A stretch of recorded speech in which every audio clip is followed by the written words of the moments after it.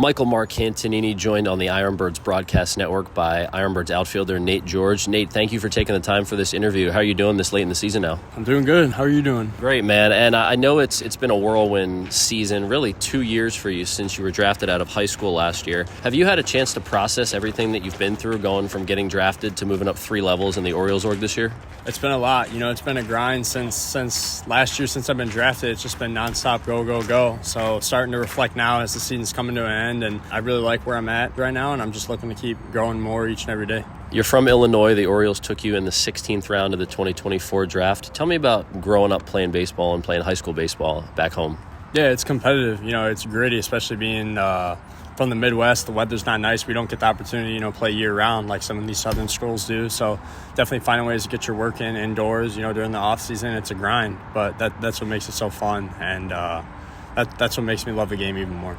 You shined on the baseball diamond in high school, but you were also a track and field athlete. What was that like, getting to be a multi-sport athlete and showcasing your skills and athleticism in another sport?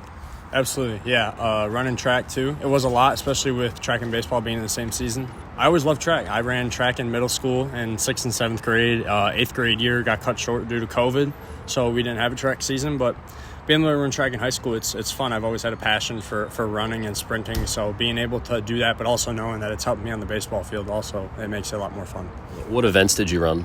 I ran indoor season and outdoor season. For the indoor season, I ran the 55-meter and the 200, and then I ran the 100 and 200, and then I ran a couple times on the 4x1 and for outdoor season. We see that athleticism out on the baseball field. Tell me about your parents and your family back home. I'm an only child, so it's just been me and my parents. Not really too much family local, kind of came from a smaller family, kind of smaller upbringing. But yeah, 2 great Christian parents that kind of set the morals of working hard at a very young age. That's something that my dad kind of beat into my brain at a very young age, just chasing 1% each and every day. So whether that means just becoming a better person or becoming a better baseball player, just looking for that 1% each and every day.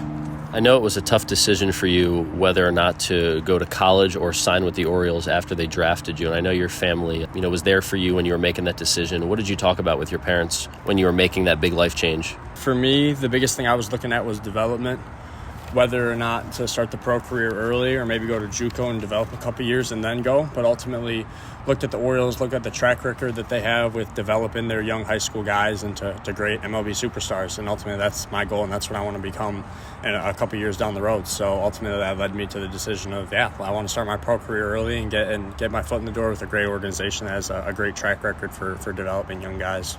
You didn't make your pro debut until this season in the Florida Complex League, but you were in the organization after you signed last summer. What did you do in the organization from the time you signed until the offseason hit? It was more draft camp stuff. I played some games in the Bridge League, just kind of getting my feet wet with pro pitching, and that was a challenge for me. I did kind of struggle at the start, but ultimately that was good to get used to it. That pro ball is a big adjustment from high school.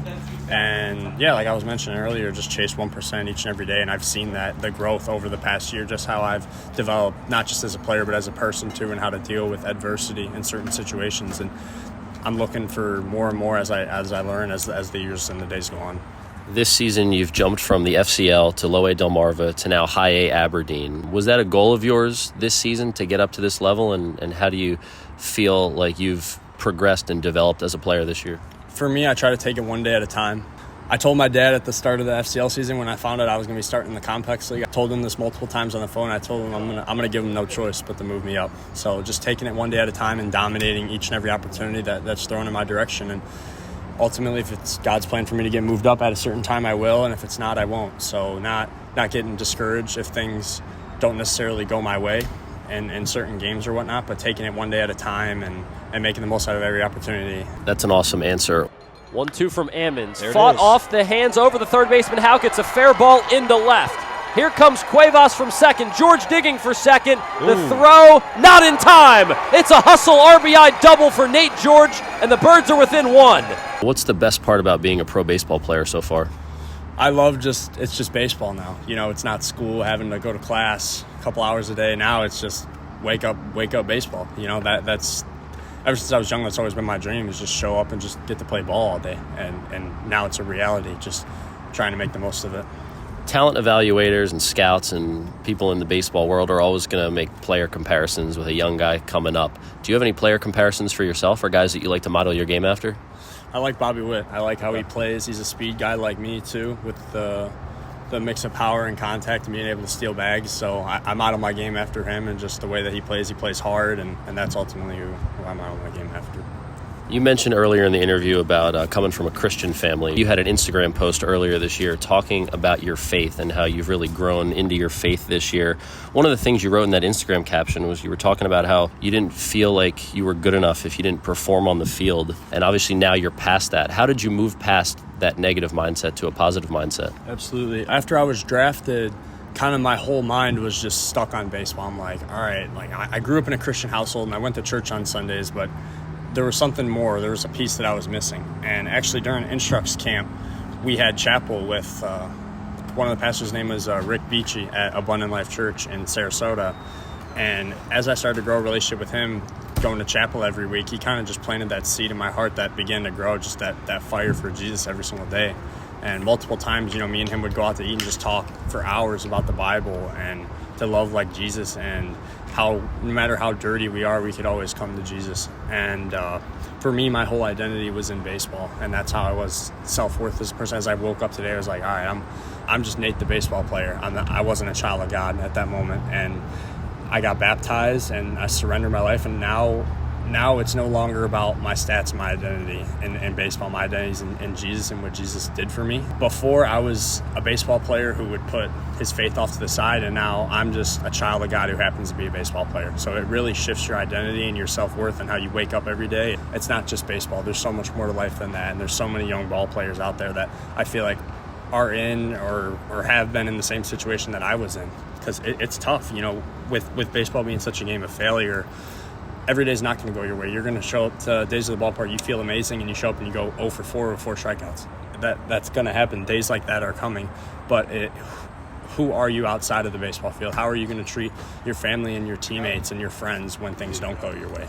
And for me, having that faith background and knowing I could always lean on Jesus, it's always knowing that I have a shoulder to lean on, which is Jesus. It shifts your whole identity and your whole purpose in life. That's a really cool perspective and a really mature perspective on that whole situation and how you've evolved as a person, not just as an athlete. How did you arrive at the decision to get baptized? Earlier in high school, I was like, yeah, getting baptized sounds cool, but I was always kind of scared to put myself out there. I was scared how other people would think of me, how my friends would think of me. And ultimately, as I started to learn more and more, it's like, if you want to follow this Christian faith and this Christian lifestyle, it doesn't matter what other people think about you. And I've kind of just walked through this season knowing that too. Like, I want to be a light for Jesus and be a light for my teammates. If my teammates don't care for that, that it's unfortunate, because I want everyone to know Jesus. And I know that some of my teammates, the only access or light of Jesus they may see is through me. So that's something that I try and take pride in each and every day, is just carrying myself as Jesus would. Oftentimes I do fail in a certain sense, and sometimes I do let my anger sometimes show on the field, which is something that I'm not proud of and that I've been praying and working over, kind of a hill I've been struggling with right now. But still, just I want my teammates, when they see Nate George, to see a child of God and not just a baseball player.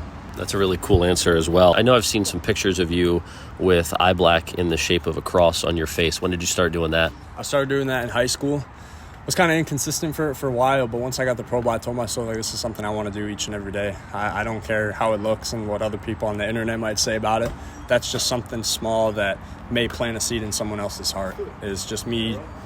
Something as dumb as it sounds, as wearing cross eye black could plant a seed in someone's heart and could allow them to reach out to Jesus. So ultimately, that's the reason that I do it. I got to ask you about the hair. What's going on with the highlights right now? Have you had those for a while? Where'd that come from? When I was in Florida, I had like the mullet, and then I bleached it all, so it was all blonde. And then when I got the Delmarva, it grew out a lot, so I cut it again, and now it's kind of like a little mohawk in a sense of just frosted tips. Yeah. But I'm waiting for it to grow out completely so I can cut it all and then get a fresh start. Yeah, love it. Well, we were saying the other day, you looking like a Backstreet Boy or one of the guys from NSYNC. I mean, you're so young. Do you even know who those guys are? I don't know. That's crazy. I'm old, man. We talked a lot about baseball. Tell me what you like to do off the field.